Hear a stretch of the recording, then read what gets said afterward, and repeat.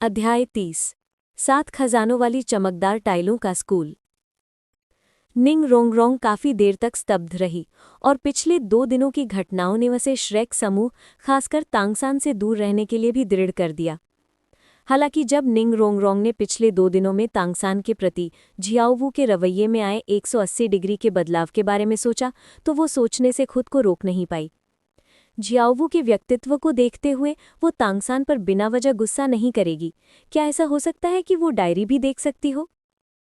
ये चूबाई, मैं अकेली नहीं हूं जो डायरी देख सकती हूं।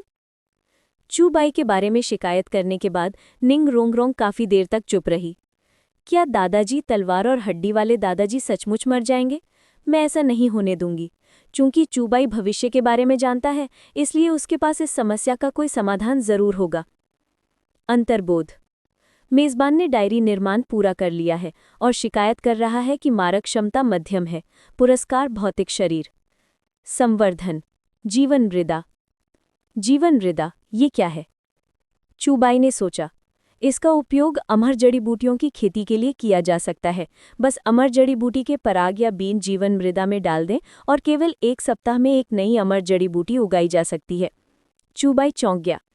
क्या इसका मतलब अमर जड़ी बूटी से मुक्ति नहीं है? थोड़ी देर बाद बिस्तर पर लेटे हुए चूबाई ने महसूस किया कि उस क्षण उसके पूरे शरीर में शक्ति का संचार हो गया था। कई बदलावों के बाद उसकी ऊंचाई बढ़ गई थी और उसकी मांसपेशियां अधिक सुडौल हो गई थी और वो अधिक शक्तिशाली दिखाई दे रही थी। उसका भौतिक शरीर अधिक शक्तिशाली हो गया था, इसलिए जब वो भविष्य में आत्मिक क्षमताएं छोड़ेगा तो शायद वो फिर कभी खुद को चोट नहीं पहुंचाएगा। मुझे तियानडो शहर पहुंचे कुछ दिन हो गए हैं। मैंने बीबीडोंग को इस यात्रा में एक सरप्राइज देने का वादा किया था, इसलिए मैं डुगुबो को वापस नहीं ला सकता। लगता है 7 खजानों वाले ग्लेज टाइल स्कूल जाने का समय आ गया है। अगली सुबह चूबाई ने डुगुबो को फोन किया। संत, क्या आप बाहर जाने की योजना बना रहे हैं? डुगुबो ने उत्सुकता से पूछा। मेरे साथ 7 खजानों वाले ग्लेज टाइल स्कूल चलो, चूबाई ने कहा। 7 खजानों वाले ग्लेज टाइल स्कूल?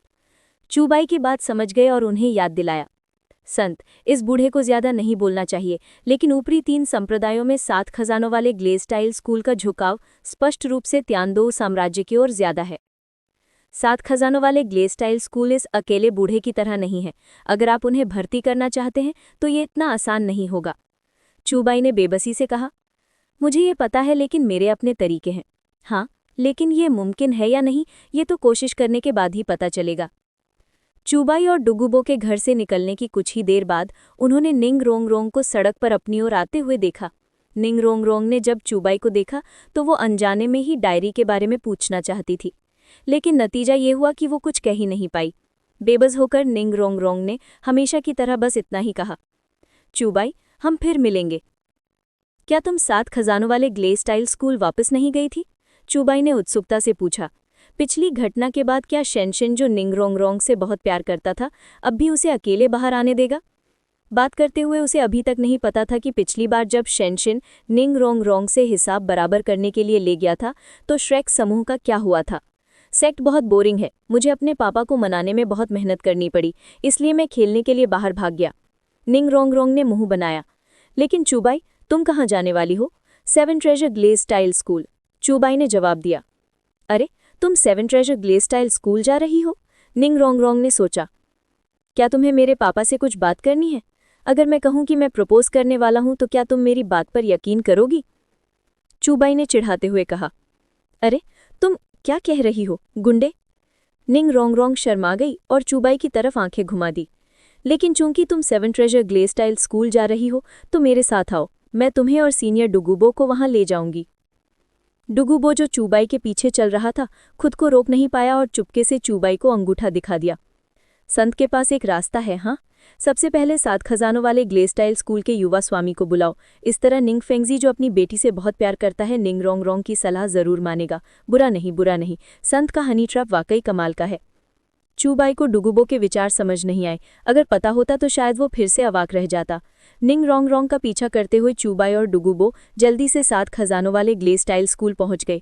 चूंकि निंग रोंगरोंग आगे चल रही थी, इसलिए दोनों की यात्रा सुगम रही। 7 खजानों वाले ग्लेज टाइल स्कूल में सफलतापूर्वक प्रवेश करने के बाद निंग रोंगरोंग चूबाई और डुगुबो को एक स्वागत कक्ष में ले गई और फिर निंग फेंगजी को सूचित करने गई। प्रतीक्षा के दौरान सात खजानों वाले ग्लेस्टाइल पेगोडा महाद्वीप पर नंबर 1 सहायक प्रणाली आत्मा के रूप में अगर संत वास्तव में उन्हें भर्ती कर सकते हैं तो ये स्पिरिट हॉल की ताकत के लिए बहुत मददगार होगा।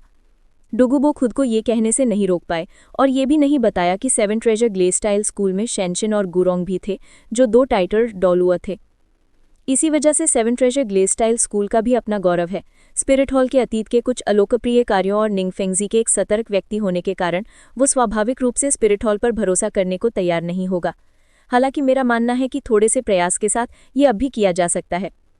मैं देख रहा हूं कि निंग रोंग आपकी परवाह करती हैं, युवा स्वामी। आप बलिदान क्यों नहीं देते? आखिरकार एक हनी ट्रैप भी बहुत उपयोगी होता है। चूबाई ने डुगुबो को अवाक देखा। ये बूढ़ा आदमी कितना अनुचित है। शायद वो बचपन में बहुत खेलता था। जल्दी से निंग रोंग एक सुंदर आदमी के साथ धीरे धीरे वहां आया। जब चूबाई ने निंगफेंगजी को देखा तो वो बुदबुदाने से नहीं रह पाया। ये निंगफेंगजी बहुत अच्छे से संरक्षित है। मुझे तो लगता है कि ये निंग रोंग का बड़ा भाई है। चूबाई, बहुत समय हो गया, निंगफेंगजी ने मुस्कुराते हुए कहा। चाचा निंग, कृपया मेरे अचानक आने के लिए माफ करें। चूबाई खड़ा हो गया और मुस्कुराया। शेनशिन भी निंगफेंगजी के पीछे पीछे आ रहा था। जहां तक गुरोंग की बात है वो नहीं आया। निंगफेंगजी ने भी डुगुबो को देखकर अपनी मुट्ठियां भींच ली। मुझे उम्मीद नहीं थी कि प्रसिद्ध सीनियर डुगुबो चूबाई के साथ आएंगे। कृपया मेरे 7 ट्रेजर ग्लेस्टाइल स्कूल को ज्यादा मेहमान नवाजी न करने के लिए माफ करें। डुगुबो ने चूबाई के लिए संबोधन सुनकर निंगफेंगजी की आंखों में हल्का सा परिवर्तन आया, लेकिन उसने जाहिर नहीं किया। क्या ऐसा हो सकता है कि डुगुबो स्पिरिट हॉल में शामिल हो गए हों? फिर चूबाई इस बार मेरे 7 ट्रेजर ग्लेस्टाइल स्कूल में क्यों आए हैं? निंगफेंगजी ने मन ही मन सोचा। फिर समूह बैठ गया और निंगफेंगजी और चूबाई बातें करने और हंसने लगे। रोंग ने मुझे बताया कि तुम्हारी शक्ति पहले से ही एक स्पिरिट सेंट को पीछे हटाने में सक्षम है। तुम सचमुच एक युवा जीनियस हो। जब मैंने तुम्हें पहली बार देखा था तब तुम अभी अभी स्पिरिट मास्टर बने थे।